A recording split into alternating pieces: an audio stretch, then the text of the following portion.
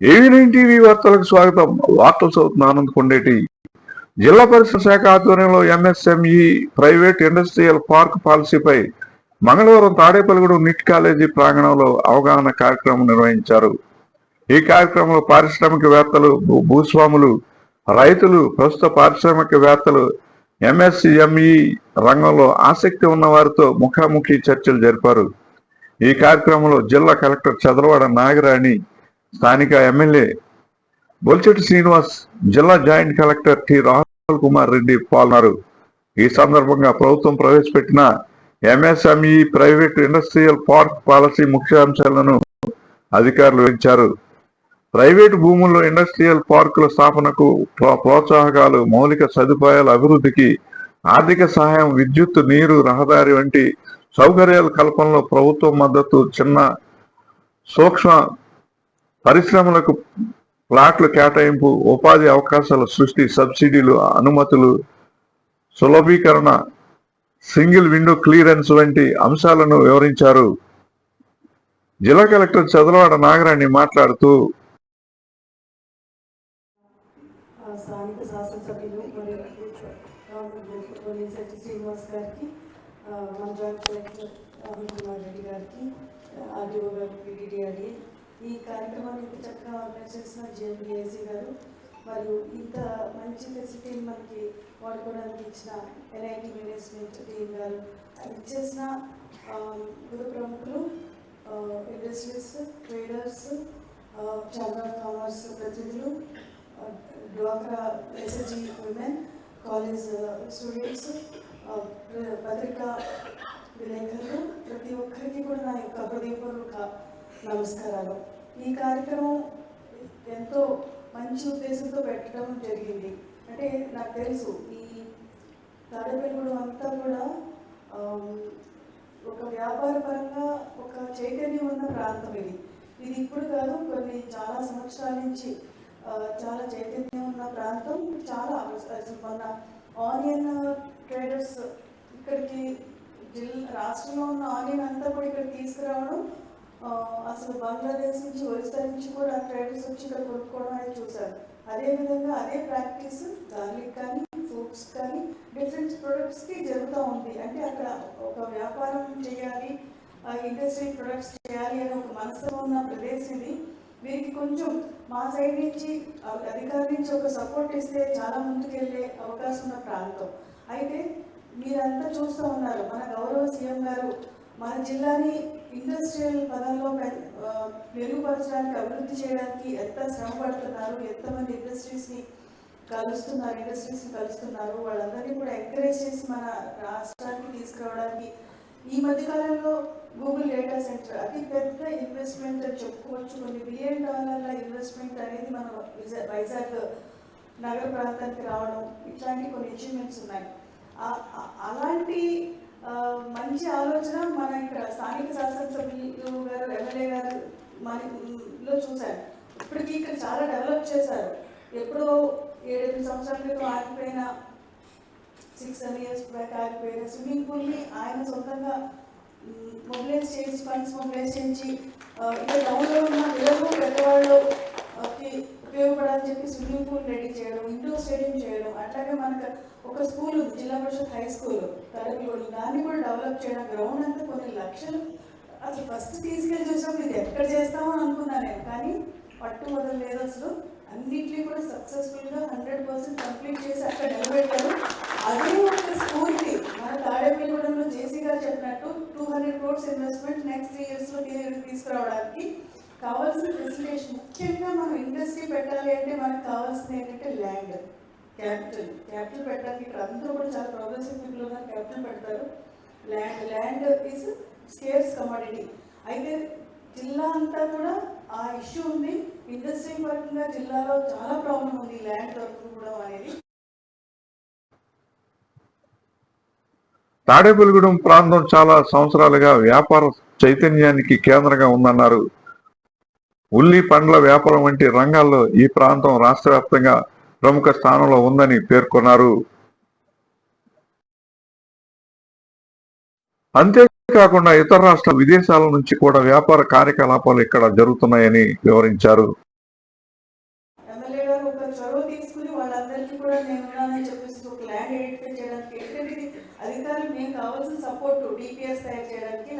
Full అవకాశాలు ఉన్నాయి government push చేయడానికి. అంతవరకు మేము చేయగలం. ల్యాండ్ ఐడెంటిఫై చేయడం అనేది మోస్ట్ డిఫికల్ట్ జాబ్. దానికి మన ఎమ్మెల్యే గారు సహకరిస్తారని చెప్పేసి కోరుకుంటున్నాను. అదేవిధంగా ఒక ఇండస్ట్రీ పెట్టడం అనేది సామాన్యమైన విషయం కాదు. ముఖ్యంగా మ్యానుఫ్యాక్చరింగ్ ఇండస్ట్రీ ఒక ప్రోడక్ట్ని అది ఎలా వస్తుంది, దాని మార్కెట్ క్వాలిటీ ఎలా ఉంటుంది, ప్రజలు ఏ విధంగా రిసీవ్ చేసుకుంటారు, మార్కెట్లోకి వెళ్తుందా లేదా, బ్యాంక్ వాళ్ళు అప్పు ఇస్తారా, ఎంత శాతం వడ్డీకి ఇస్తారు, ఇన్ని మధ్యలో ఒక మ్యానుఫ్యాక్చరర్ ఒక అవగాహన తెచ్చుకుని ఆయన ఇండస్ట్రీ పెట్టాల్సిన అవసరం ఉంటుంది. అయితే కొంత ఆల్రెడీ చేస్తూ ఉన్న ఇండస్ట్రీస్ ఉంటాయి. కొత్తగా పెట్టే వాళ్ళకి ఎంత మేము ఇండస్ట్రీ పెట్టండి అని చెప్తారు. ఫస్ట్ టైం ఇండస్ట్రియలిస్ట్ ఉన్నప్పుడు దయచేసి పక్క ఇండస్ట్రీస్లో ఒక 1 year 2 years వర్క్ చేయండి. వర్క్ చేసి కొంత ఎక్స్పీరియన్స్ గ్యాదర్ చేసుకున్న తర్వాత ఆ ఇండస్ట్రీస్లో అడుగు పెట్టడానికి అనుభవం ఉంటుందని నేను కోరుకుంటున్నాను. అదే ప్రస్తుతం పరిశ్రమల స్థాపనకు ప్రభుత్వం అధికారులు విస్తృతంగా కృషి చేస్తున్నారని, పెద్ద స్థాయి పెట్టుబడులు రాష్ట్రానికి ఆకర్షించేందుకు చర్యలు కొనసాగుతున్నాయని తెలిపారు. ముఖ్యంగా విశాఖపట్నం ప్రాంతంలో $1 బిలియన్ పెట్టుబడులు రాబోతున్నాయని తెలిపారు. ఈ ప్రాంతానికి ప్రత్యేక గుర్తింపు ఉందన్నారు. పరిశ్రమలు స్థాపించడానికి ముందుగా మార్కెట్ పరిస్థితులు, ఉత్పత్తి నాణ్యత, డిమాండ్పై పూర్తి అవగాహన కలిగి ఉండాలన్నారు. యువతకు అవకాశాలు కల్పించేందుకు స్థానిక ఎమ్మెల్యే కృషి చేస్తున్నారని అన్నారు. అదేవిధంగా స్థానికంగా క్రీడా విద్యా వసతుల అభివృద్ధి కోసం స్విమ్మింగ్ పూల్, ఇండోర్ స్టేడియం, జిల్లా పరిషత్ హై స్కూల్ అభివృద్ధి వంటి కార్యక్రమాలు ప్రత్యేక శ్రద్ధతో చేపట్టి పూర్తి చేయడం జరిగిందని అభినందించారు. జిల్లాలో భూముల ధరలు అధికంగా ఉండటం పరిశ్రమల స్థాపనకు ఒక సవాలుగా ఉన్నప్పటికీ పరిశ్రమలు పెరిగితే ఈ సమస్యలకు పరిష్కారం లభిస్తుందని అభిప్రాయపడ్డారు. హార్టికల్చర్, ఫ్లవర్ రంగాల్లో కూడా మంచి అవకాశాలు ఉన్నాయని అన్నారు. వ్యాపారవేత్తలు తమ అనుభవాన్ని యువతతో పంచుకోవాలన్నారు. తాడేపల్లిగూడ ఎమ్మెల్యే బొలిశెట్టి శ్రీనివాస్ మాట్లాడుతూ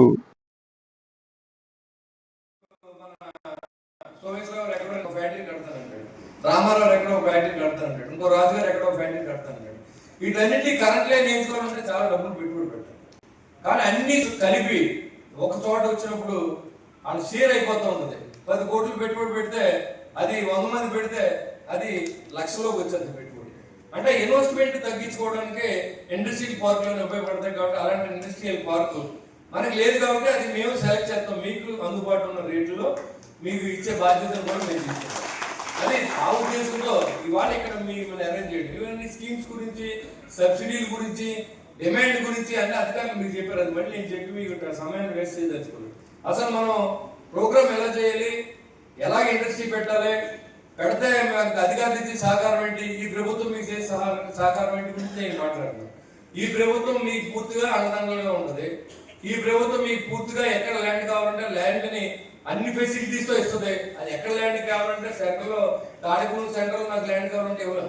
తాడిపూడి 5-6 కిలోమీటర్లో 10 కిలోమీటర్లో ఎక్కడో చోట ఇండస్ట్రియల్ పార్క్ని అరేంజ్ చేయడానికి దాన్ని ప్లాన్ చేస్తాం. కాబట్టి మీకు ఇంకా ఏదైనా డౌట్స్, ఇప్పుడు మనం 10 మంది కలిస్తే ఇప్పుడు అన్నారు తలా 2 లక్షలు, తలా 5 లక్షలు పెట్టుకుంటే, ఇప్పుడు ఈ చిన్న ఉదాహరణ చెప్తాను. ఇదే ఊర్లో వాసు ఇంజనీరింగ్ కాలేజ్ పెట్టారు. దాంట్లో 20 మంది డైరెక్టర్. ఆ రోజు ఒక పెట్టుబడి 5 లక్షల రూపాయలు. ఈ రోజు వాళ్ళ ఆస్తి 100 కోట్లకి వెళ్ళింది. అంటే అందరూ కలిసి లైక్ మైండ్ పీపుల్ అందరూ కలిసి చేసినప్పుడు డిఫరెంట్ గా రిజల్ట్ గుడ్ రిజల్ట్ వచ్చింది. అంతేగాని వ్యాపారం మొదలు పెట్టకుండా దెబ్బలాడుకున్న పార్ట్నర్స్ కూడా మనం చూసాం. మనం ఎంతసేపు ఇప్పుడు ఎవరైతే సక్సెస్ అయిన గురించి చెప్పుకుంటాం, ఫెయిల్యూర్స్ గురించి కూడా మనం గురించి చెప్పుకోవచ్చు. ఇండస్ట్రీలో చాలా మంది ఇక్కడ కూడా పైపేని స్వామి గారు ఇక్కడ మా చిన్నప్పుడు బిస్కెట్ ఫ్యాక్టరీ పెట్టి స్పాన్సర్ కంపెనీకి ఆయన టైఅప్ అయ్యి బిస్కెట్లు పంపడానికి ఆయన చాలా ఆచిపోగొట్టుకున్నాడు. ఆయన అంటే నేను అనేది ఏంటంటే ఒక వ్యాపారం చేయనప్పుడు మనకున్న నాలెడ్జ్ సరిపోయినప్పుడు వేరే నాలెడ్జ్ పార్ట్నర్గా తీసుకుని దాంట్లో కూడా వ్యాపార అభివృద్ధిలో తోడ్పడేవాడిని మన లైక్ మైండ్ పీపుల్ కనుక కలిస్తే సక్సెస్ అవుతాం. అంతేగాని అది మానేసి మనం ఏదో మేము అడిగితే రాలేదని మీకు బాధ లేదు. మీరు వారానికి 2 days ఇప్పుడు అందరూ ఏమన్నారో తాడేపల్లిలో మన జేసీ గారు చెప్పినా, కలెక్టర్ గారు చెప్పినా, మరి ఇండస్ట్రియల్ జిఎం గారు చెప్పినా ఏమన్నారు, తాడేపల్లిలో చాలా ఆపర్చునిటీస్ ఉన్నాయి. ఎందుకు ఉన్నాయి? ఇక్కడ NH-16 వెళ్తుంది, NH-45 వెళ్తుంది. అదేవిధంగా రైలు మెయిన్ ట్రైన్ ఇక్కడి నుంచి వెళ్తుంది. మనకు వాటర్ ఫెసిలిటీ ఉంది. పవర్ ఎంత కావాలంటే అంత దొరుకుతుంది. కాబట్టి ఇది ఫెసిలిటీ. ఇప్పుడు మనం వేరే విలేజ్కి వెళ్ళాలి, ఇక్కడ భీమవరం వెళ్ళాలనుకోండి, భీమవరం సిటీ ఓకే, కానీ భీమవరం మధ్యలో మీరు ఎక్కడ డెవలప్ చేయలేదు, ఎందుకంటే అది డెల్టా ఏరియా కోట్లానికి కోట్లాది రూపాయలు. కాబట్టి ఇవన్నీ కూడా మనం మీ సొంత నాలెడ్జ్తో దీన్ని మనం జత చేసి అసలు పలానా పని చేస్తే మనం బాగుంటుంది. ఇక్కడ పికిల్ ఫ్యాక్టరీ పెడదాం, లేకపోతే ఇంకోటి ఏదో పెడదాం, ఎక్స్పోర్ట్ ఏది డిమాండ్ ఉంది తెలియకపోతే వాళ్ళు అడుగుదాం. ఇప్పుడు గవర్నమెంట్ నుంచి మనకు ఏదైతే ఇప్పుడు ఇథనాల్ ఉందండి, గవర్నమెంట్ కొనాలి, 20% మిక్స్ చేయాలి, ఇథనాల్ ఫ్యాక్టరీ పెట్టండి, అది మన వాళ్ళ దగ్గర తెలుసుకోవాలి దానికి ఎంత పెట్టుబడి అవుతుంది. లేకపోతే ఇక్కడ ఫుడ్ ఫ్యాట్స్ అండ్ ఇండస్ట్రీస్ ఉంది, వాళ్ళు ఏం చేశారు, వాళ్ళ సంబంధం లేదు. యాక్చువల్గా పామ్ ఆయిల్ని వాళ్ళు ఇక్కడ బై ప్రొడక్ట్. తాడేపల్లిగూడెంలో ఉన్న వ్యాపారవేత్తలు, యువత, పరిశ్రమల ప్రతినిధులందరినీ ఒకే వేదికపైకి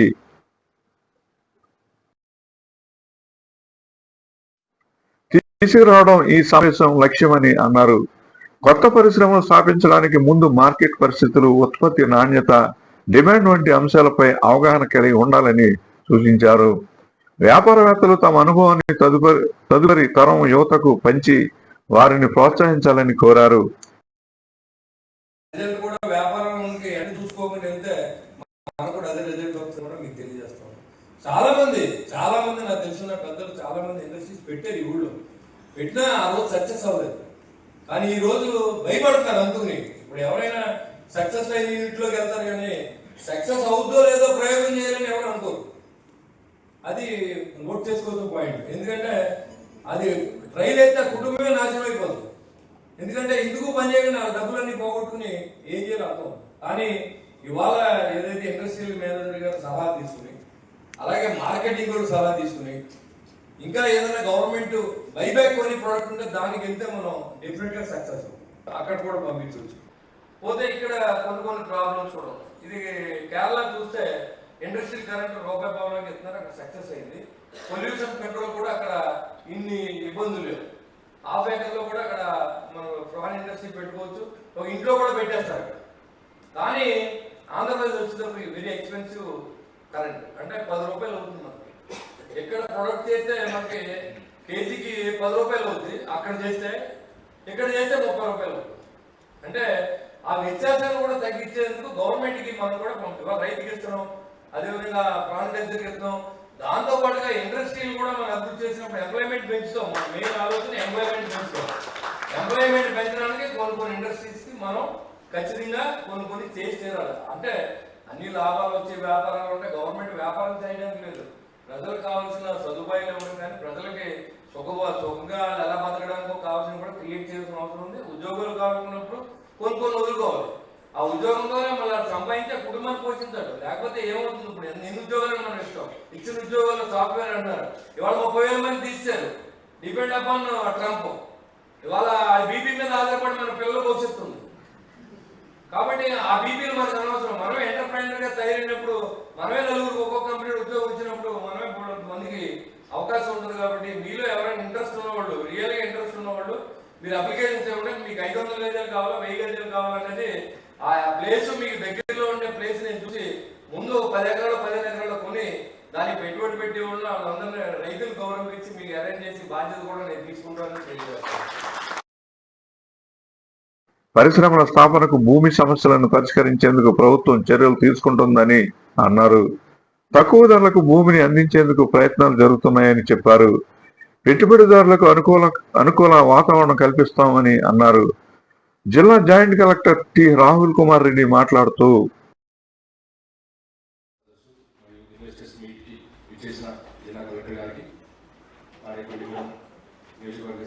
సక్సెస్ఫుల్గా ప్రింట్ అండ్ ఎలక్ట్రానిక్ మీడియా, అదేవిధంగా ఎన్ఐటి తాడేపల్లిగూడెం, ఎన్ఐటి ఆంధ్రప్రదేశ్ మేనేజ్మెంట్కి, ఇక్కడికి వచ్చిన స్టూడెంట్స్కి, ప్రతి ఒక్కరికి కూడా పేరున ధన్యవాదాలు, నమస్కారం.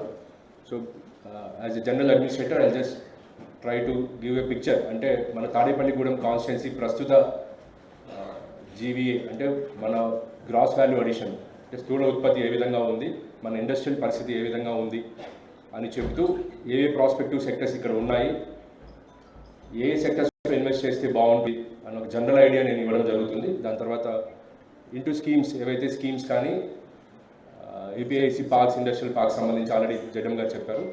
తర్వాత జిఎండిఐసి గారు కూడా ఇన్సెంటివ్స్ ఏవైతే గవర్నమెంట్ ఆఫ్ ఆంధ్రప్రదేశ్ నుంచి వస్తున్న ఇన్సెంటివ్స్ కానీ, గవర్నమెంట్ ఆఫ్ ఇండియా కొన్ని స్కీమ్స్కి సంబంధించిన ఇన్సెంటివ్స్ కానీ డీటెయిల్గా జిఎం గారు చెప్పడం జరుగుతుంది. So I welcome you all to this awareness programme and I request all of you to be attentive. ఏమైనా డౌట్స్ ఉంటే కూడా నోట్ చేసుకొని ఎండ్ ఆఫ్ ది మీటింగ్లో మళ్ళీ మీరు అడగండి.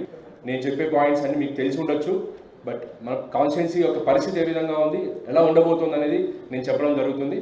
దాన్ని ఇంకా పైకి తీసుకెళ్లాలంటే ఏ విధంగా మన పాత్ర కావాలనేది నా విన్నపం. సో ముఖ్యంగా మీ అందరికీ తెలుసు, ఒక నియోజకవర్గం డెవలప్ అవ్వాలంటే both the political leadership as well as the administrative leadership have to come together and this is the occasion. ఈ అకేషన్లో మనం అందరం కలుసుకొని మన ప్రస్తుత పరిస్థితులు ఎలా ఉన్నాయి, దాన్ని ఎలా ముందుకు తీసుకెళ్ళాలి అన్న ఆలోచనలో the leadership and administration both the aspects play very very important role. So honourable MLA గారి గైడెన్స్ ప్రకారము, ఆయన ఉన్న ఐడియాస్ ప్రకారము, అదేవిధంగా కలెక్టర్ గారి సూచనల ప్రకారము కొన్ని ఐడియాస్ ఇక్కడ ప్రజెంట్ చేయడం జరుగుతుంది. So as said by honourable CM, మనకి 2047 స్వర్ణ ఆంధ్రప్రదేశ్ని సాధించే భాగంలో తాడేపల్లిగూడెం కాన్స్టిట్యున్సీకి సంబంధించి కూడా ఒక విజన్ డాక్యుమెంట్ చేసుకోవడం జరిగింది. దాంట్లో ఉన్న ముఖ్య అంశాన్ని ఇక్కడ ప్రస్తావించడం జరుగుతుంది. సో ఈ ప్రజెంటేషన్లో ముఖ్యంగా నేను మన ప్రస్తుత సోషో ఎకనామిక్ జాగ్రఫిక్ ప్రొఫైల్, అంటే మన సామాజిక భౌగోళిక పరిస్థితులు ఏ విధంగా ఉన్నాయి, present industrial status, economic status ఏ విధంగా ఉంది, ప్రయారిటీ సెక్టర్స్ ఏమేమి ఉంటాయి మన కాన్స్టిట్యున్సీలో, తర్వాత కొన్ని బ్యాంకబుల్ ప్రాజెక్ట్స్ ఇన్సెంటివ్స్ ఏంటి అనేది చెప్పడం జరుగుతుంది. తర్వాత గ్యాప్స్ ఏమి ఉన్నాయి మన దగ్గర, అంటే మనం చేసుకోలేకున్న పరిస్థితులు ఏమేమి ఉన్నాయి, ఏమి అడ్డంకులు ఉన్నాయి, దాన్ని ఎలా తొలగించుకోవాలనేది చెప్పడం జరుగుతుంది.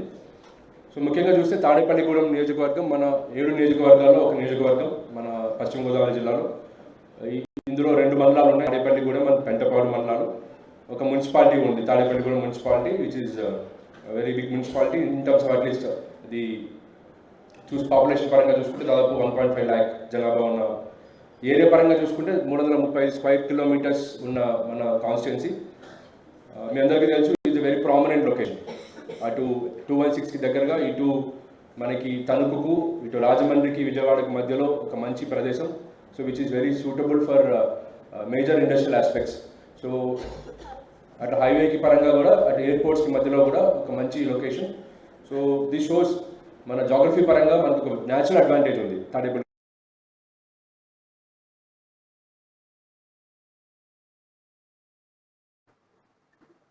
స్థానికంగా పరిశ్రమలను ప్రోత్సహించి పెట్టుబడులను ఆకర్షించడం ద్వారా ప్రాంతీయ ఆర్థిక అభివృద్ధిని వేగవంతం చేయాలన్నారు. తాడేపల్లిగూడెంలో పరిశ్రమల స్థాపనకు ఉన్న అవకాశాలను విపులంగా వివరించారు.